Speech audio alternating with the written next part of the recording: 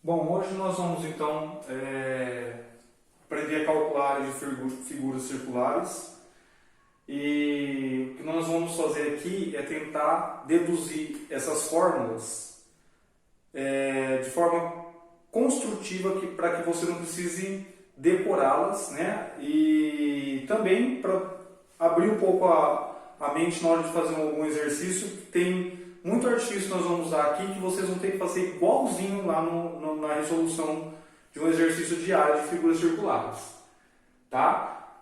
Tem uma que a gente tem que lembrar, né? Que é uma que nós aprendemos lá no sexto ano, praticamente, no sétimo ano às vezes, que é a área do círculo, certo? Essa área do círculo, ela vem de uma dedução que você pode até olhar como se fosse a área de um retângulo, digamos assim, né? Você particiona um círculo em várias partes pequenas, né? E aí você pega metade do círculo, né, um semicírculo, e encaixa ele em cima do outro, assim você vê que forma um retângulo, quando essa partição é bem detalhada, digamos assim, tá? Aqui nós não vamos fazer isso porque a gente não tem muito tempo, tá? Mas depois você dê uma olhada também na demonstração da formulinha do círculo. Não é difícil. Bom, toda circunferência ela depende exclusivamente do seu ponto e do seu raio, do seu ponto central e do seu raio, né? Então perceba que quando você tem o raio com essa medida, você tem essa circunferência. Se você aumenta o raio, mesmo que seja um pouquinho, já não é mais a mesma circunferência, né? É uma circunferência maior. E o círculo? O círculo ele é delimitado por essa circunferência de raio R. Tá? Então, o que é o círculo? O círculo é tudo que está dentro dessa circunferência, que a gente também chama às vezes de disco, né? de raio R e centro O. Então, esse é o círculo de raio R minúsculo. A área do círculo é dado por... Então, vou chamar de área do círculo. Para quem não lembra, é dado por π vezes o raio ao quadrado. Então, você calcula o quadrado do raio e multiplica pelo número π. Ah, mas um π eu troco por 3,14, né? Depende. Se o exercício estiver pedindo para você trocar, sim. Caso contrário, não. O π ele é um número irracional e o valor dele é aproximado. Ele não tem um valor, digamos assim, fixo, né? Ele é um valor aproximado que é o 3,14. Tá bom? Então, no vestibular ou na prova do Enem, você só troca o valor de π por 3,14 se o exercício te der esse dado. Às vezes é comum também pedir para trocar por 3, dependendo do exercício, tá? Então, essa é a área do círculo para a gente relembrar como faz, tá? Aqui nós podemos enxergar o seguinte, né? Você tem aqui uma circunferência completa, né? Ou seja, um círculo cheio, que a gente chama, e a gente pode enxergar que para fazer essa circunferência completa, você pega o raio, fixa ele num ponto O, né? O OP é o raio, e você faz esse P percorrer esse caminho aqui, né? Tudo com a mesma distância até o centro. Então, isso daqui percorreu um ângulo de 360 graus, certo?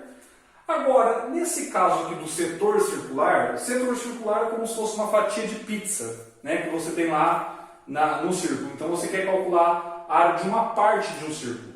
Então, perceba que aqui, o raio que a gente tem, vou chamar de raio R minúsculo, então é o mesmo raio que está aqui, certo?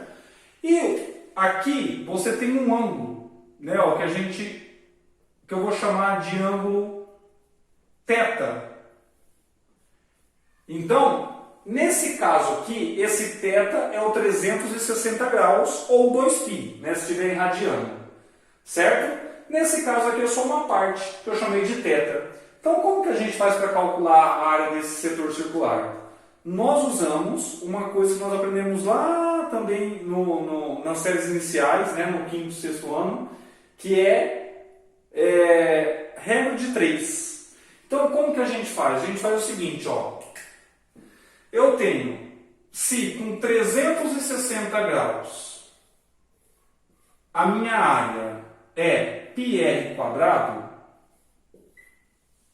né? Então, ó, se com 360 graus o ângulo central, minha área é πr quadrado, com θ graus, né? E aí esse θ pode ser aqui 30 graus, 60 graus, 120 graus, né? Que aí vai ser uma fatia maior.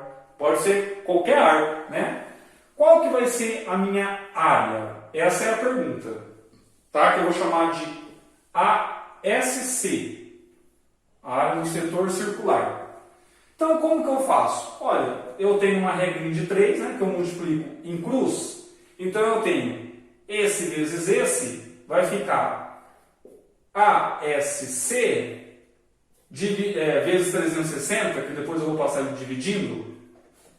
E aqui vai ficar θ, que multiplica πr quadrado, né, o 360 vem aqui dividindo. Então, olha só como você faz para calcular a área de um setor circular. Vamos analisar essa formulinha aqui. Ó. Nós, primeiramente, multiplicamos em cruz por causa da regra de 3, né?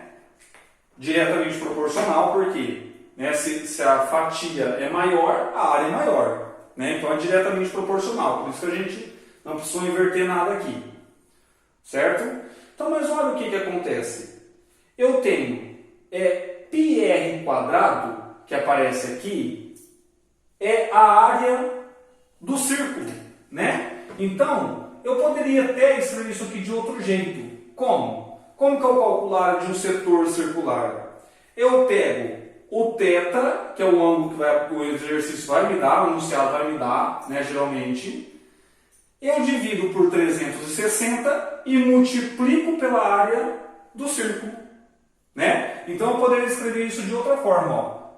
θ sobre 360 graus vezes a área do círculo. Certo? Da onde saiu isso? Olha, está aqui na formulinha, né? θ dividido por 360 vezes a área do círculo. Tá?